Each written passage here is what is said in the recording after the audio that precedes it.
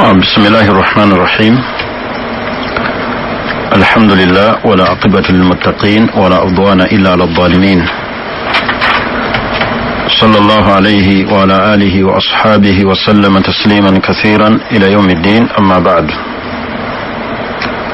أبتولي زمنا برمسني كرمسو إكابير الله سبحانه وتعالى. السلام عليكم ورحمة الله وبركاته. tumwebaza Allah subhanahu wa ta'ala olw'ebirungi byatukolera ebiyitirivu, ebyengera byatugabirira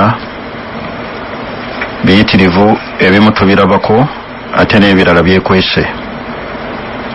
wa in ta'uddu ni'mata Allahi la tuhsuha, bwe tukeera okubala ebyengera ebyo Allah byatuwa tetusobola kubibala, naye tumwebaze tugaye nti alhamdulillahi rabbil alamin. abamu abasinga obungi bali wansi wa ttaka ku ssaawa zino zennyini zetwogerera, waliwo be bayingiza mu kaburi, abamu nga bali mu kusaalirwa esswala ezibasiibula mu bulamu buno bw'ensi. bwe tubaffe nga tukyali balamu, tukozese ekyengera kino eky'obulamu mu kulongoosa ku mirimu gyaffe n'okumwenenyeza Allah subhanahu wa ta'ala atusonyiwe ensobi zonna. olwaleero ali mu jeneza, ali mu ssanda, takyasobola kwogera kigambo kiga nti Allahumma gfirli, ay Allah nsonyiwa. wabula ate gwe omulamu okyasobola okumwetondera n'olongoosa emirimu gyo, osobola otuuka mu maaso ge kuba ffenna lyekkubo nga Allah akusiimye. omusomo gwaffe gugamba nti ihfadillaha yahfaduka, wekuumire ku Allah, Allah ajja kukukuuma, akumalira ebizibu byo, akutaase ofune obuwanguzi. omulundi ogwayita twali twogera ku mannya ga Allah abiri agalaga nti ad-darru an-nafi'u, Allah yaleeta obuzibu ate era Allah yabujjawo. twayigiriza edduwa omuntu gy'asoma senga wabeerawo obuzibu obumutuuseeko, sawa obuyitidde mu ddogo, bamusindikidde bintu oba kugezesebwa. edduwa eyo abeere ng'agisoma egamba nti bisimillahi alladhi la yadurru ma ismihi shay'un fil ardi wala fis samai wa huwa as-sami'un alim. edduwa ew'ekitiibwa nabbi waffe Muhammadin sallallahu alaihi wasallam yagisomanga ku makya n'akawungeezi.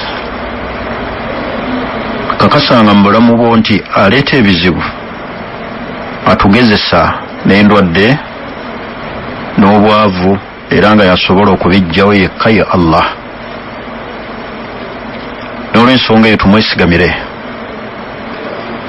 bwe tunaaba tulongoosezza emitima gyaffe nga bwe twalaba omulundi ogwayita ebireetera abantu obuzibu ne batuusibwako okukosebwa, omuli al-hiqid, obukukuzi ku mitima, al-hasad, ensaalwa, al-wuquu fi shiriki, abantu okugwa mu shiriki n'okweraguza, ate ekisulo kinsiiwa, ekisulo kinsula ku maaso, ngenda kufuna omugenyi, enjuki njiraba ezunga, ndabika nina omugenyi, nawulidde ekibenga kikaaba, ku kyalo kuliko agenda okufa, engalo zinsiiwa, ndabika ngenda kufuna ssente. omusiraamu ayeekuumira ku Allah teyeeraguzalaguza na bintu bifaanaganako bwe bityo. somanga erinnya lya Allah subhanahu wa ta'ala ku dduwa eyo gye linakuwa okwongera okubajjukiza ekituweesa edduwa zino ne tuzibawa. ekisookera ddala ziriko enjigiriza entuufu okuviira ddala mu Qur'ani ne mu sunna za nabbi Muhammadin sallallahu alaihi wasallam. ekyokubiri kwe kubatangira obutagwa mu nsobi. bantu bangi Allah atugezesa n'ebizibu ebyenjawulo, n'olaba abantu bagudde mu shiriki, n'olaba omuntu agenze mu lubaale kati wenywereze ku Allah n'edduwa zino ez'enjawulo oleme kugwebwa mu nsobi eyinza okutuukako. N'olw'ensonga etwewala ebintu ebivaako okubeera nti Allah subhanahu wa ta'ala atuleetera ebizibu, oluusi olw'otukangavvula, oluusi olw'otugezesa okulaba obusiraamu bwaffe bwe buba buyimiridde, naye jjukiranga nti ajjawo ebizibu ye Allah subhanahu wa ta'ala yekka mwesigamire. Gambanga ekigambo ekigaa nti hasbi Allah wa ni'mal wakil.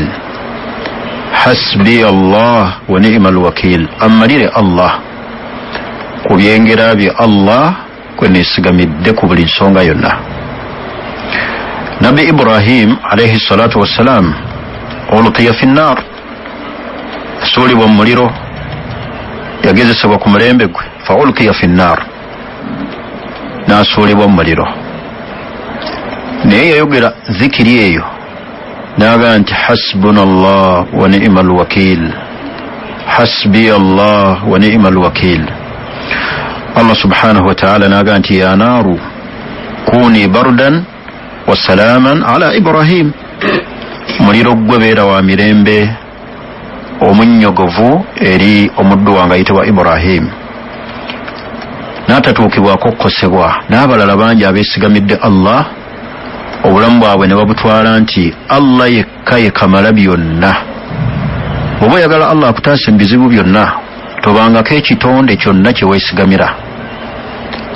Obulamu bwo bwonna buteeke mu Allah, nga bwe twasoma edduwa eri mu kutandika, nasiyati biyadika, ayi Allah akawompo kange kali mu mikono gyo, amakulu obulamu bwange buli mu mukono gwo. Maadin fiya hukumuka, okulamula kwo kwasalwawo dda. Adilun fiya qada'uka, okusalawo kwa Allah kwe wasalawo kwa bwenkanya. Allahumma inni as'aluka bikulli ismin huwa lak, Allah nkusaba buli linnya lyonna nga liryo. Sammaita bihi nafsaka, Allah nga waliyita. Aw ista'tharta fi ilmi al-ghaybi indaka, obanga walissa mu irimu ey'ekyama. Aw 'allamtahu ahadan min khalqika, obanga waliyigiriza ebimu ku bitonde bye watonda, n'obeera ng'ozzaako okusaba nga Nabi sallallahu alaihi wasallam bwe yayigiriza. Hadha alhadith hadith Ibn Abbas wa huwa fi al-Bukhari, eri mu Bukhari. Olwaleero twagala tutunuulire amannya ga Allah gano. Erinnya erisookera ddala al-Ghaniyu, mugagga Allah. Al-Mughni, yagaggawaza. Al-Fattah, Allah yatuggulirawo. Al-Karim, mugabi nnyo Allah. Al-Mannan, kathirul ata, muyitirivu wa kugaba. Ekisinga okusumbwa abantu mu bulamu buno obw'ensi ye riziki, ebyenfuna. Ogenda okulaba abantu mu byenfuna nga bayitawo abamu n'obusiraamu ne babuta olw'okwagala ebyenfuna. Naye amannya ago Allah subhanahu wa ta'ala galaga ti Allah yagaggawaza era ye mugagga. Obugagga bwa Allah subhanahu wa ta'ala tebulina kkomo, era Allah subhanahu wa ta'ala muyitirivu wa kugaba. Fenna yatugabira Razzaq, yatugabirira Allah subhanahu wa ta'ala. Naye Allah bw'abanga akuwadde, leka kwerabira akuwadde nti ye Allah. Abamu Allah agenda n'atuwa ne tusuubira nti ekituweesezza magezi gaffe na kukola nnyo. Abantu bangi abakola ennyo naye ng'ate tebalina ssente. Naye tegeeranga nti Allah subhanahu wa ta'ala yagaggawaza, asalawo nga bw'aba asazeewo. Ekirala baganda bange abasiraamu, amannya gano ge tuyigiriza tetugasoma busomi nga bulaadi, wabula galina amakulu ga mirundi ebiri. Amakulu agasookera ddala mu kugasabisa kwe kusabisa erinnya lya Allah okusinziira ku kyetaago ky'oyagala Allah akumalire. Ekitundu ekyokubiri kwe kubeera ng'erinnya eryo erya Allah olisinza nalyo Allah. Amakulu bw'otegeera nti Allah latifun khabir, mukugu atakwata mpala. Nobeera ng'olina bye weewala okugwamu kubanga buli kyokola kyonna Allah akimanyi. N'otegeera nti Allah samiun, awulira. Nobeera ng'olina bye weewala okugwamu byoyogera kubanga Allah subhanahu wa ta'ala byonna abimanyi. Kwe kubeera ng'okwata erinnya lya Allah n'olisabisa ekyetaago okusinziira ku makulu agalirimu. Ekyokubiri kwe kubeera ng'erinnya eryo osinza nalyo Allah, amakulu n'otegeera amakulu agalirimu ne weewala ekyo Allah kye yaziiza. Kati n'olw'ensonga eyo obugagga bwa Allah yatugaggawaza, Allah yatuggulirawo, Allah yatuwa, ye muyitirivu ow'okugaba. Olwaleero njagala okubayigirizaayo edduwa Nabbi sallallahu alaihi wasallam yagiyigiriza. Ekyennyuma eky'obugagga kyonna buba bwavu. Obwavu bulwadde bwennyini obusobola okutta omuntu, obusobola okwonoona eddiini y'omuntu olw'okwavuwala, naddala senga osangibwa nga tolina bugumiikiriza. Kati ekyennyuma eky'obugagga bwonna buba bwavu.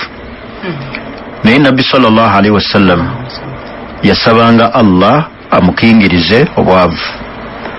Hadisi ya Abi Huraira radiyallahu anhu yagamba nti kana nabiyyun sallallahu alaihi wasallam yaqul, nabbi yagambanga mu bigambo bye.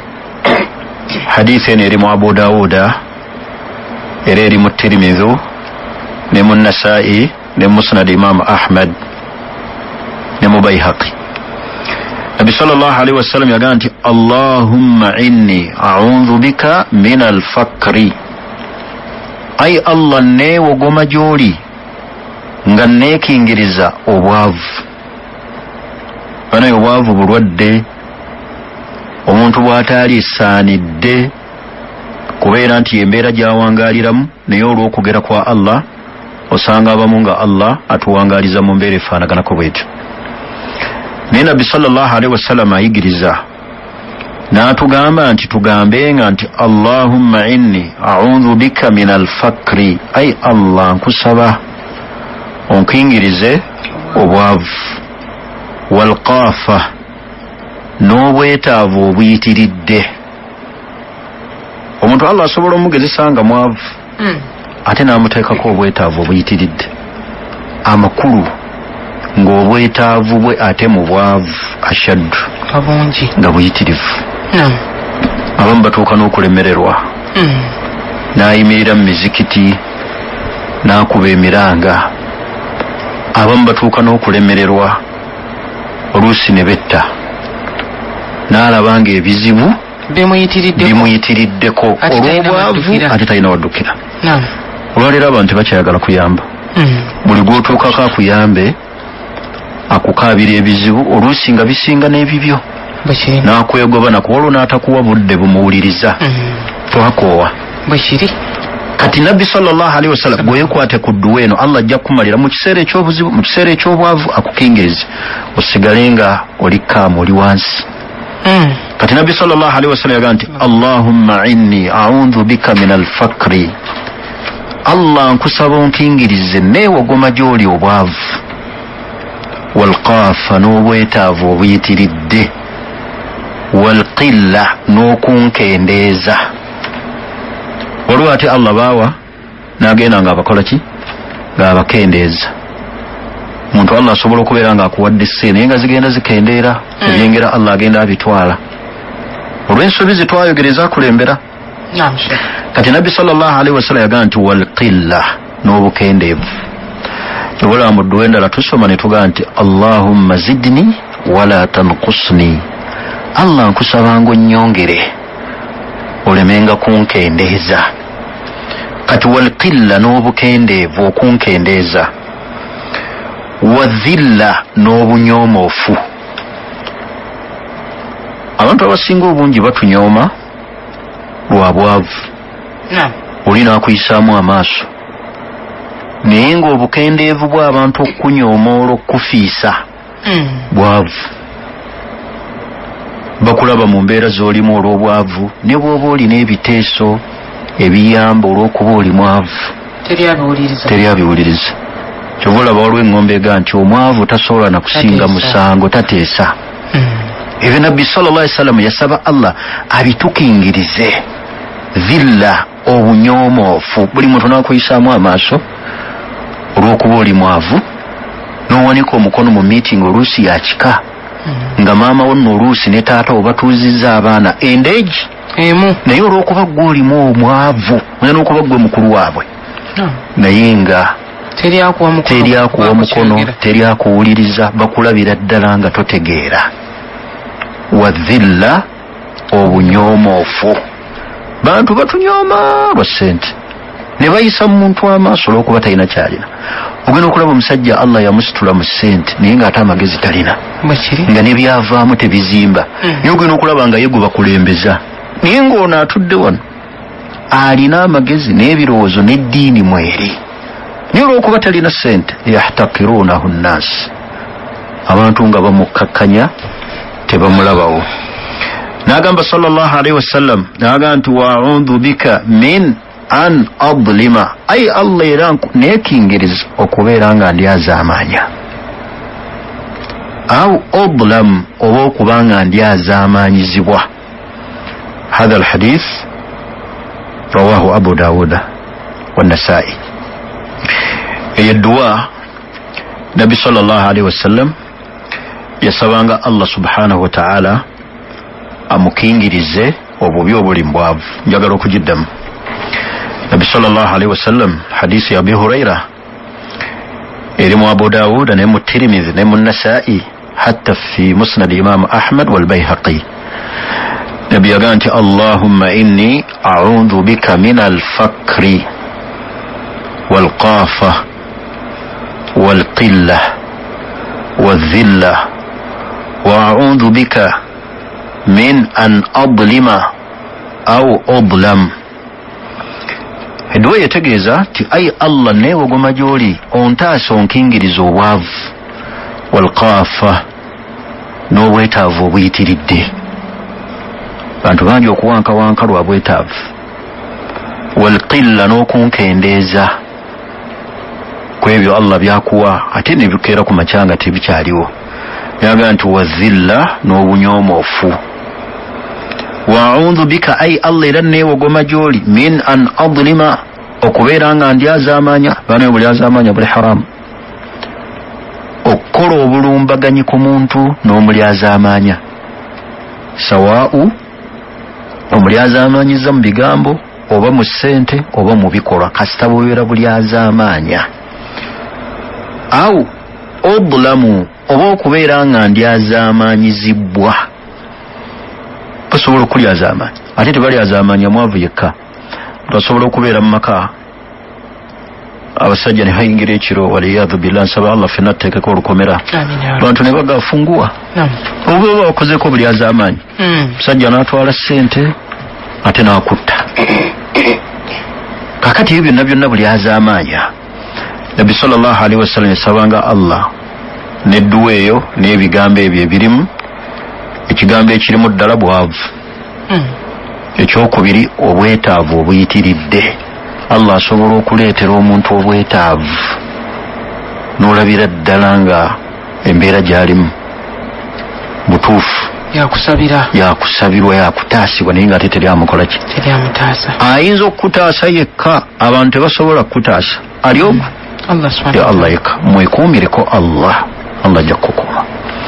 Kyova yagamba Ibn Abbas Nabbi Muhammadin sallallahu alaihi wasallam agamba nti wa'alamu kimanye law ijtama'atil umma senga abantu bonna beekuŋŋaanya mu nsi yonna ne beekuŋŋaanya ala an yanfa'uka bishay'in bakugase lan yanfa'uka illa bishay'in qad katabahu Allahu laka. Tebasobola kugasa okujjako ekyo Allah kye yakuwandiikako.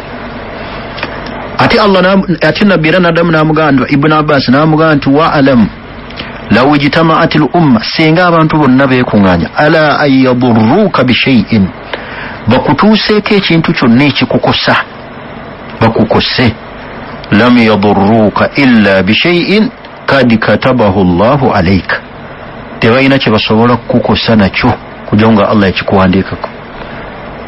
Yafundikira nga amugamba n'agamba nti wa'alamu kimanyi anna sabra obugumiikiriza n'amugamba nti wa'alamu kimanyi anna nasra okuwangula kwonna ma asabru kujja na bugumiikiriza. Kati mu mbeera zino zonna zetulimu obunyoomofu, obwavu, obwetaavu obuyitiridde, okubeera nga bakulyaza amaanyi oba gwe okulyaza amaanyi abantu, weekwate ku bintu bina. Ye solution. Oli mu bizibu, oli mu kugezesebwa bulwadde, bwavu, mu mbeera yonna, kusiba mukomera, weekwate ku bintu ebyo bina. Ye solution ejjawo ebizibu byonna mu mannya ge twogedde: ad-darru, an-nafi'u, al-ghaniyu, al-mughni. Ekisookera ddala asaburu, bugumiikiriza.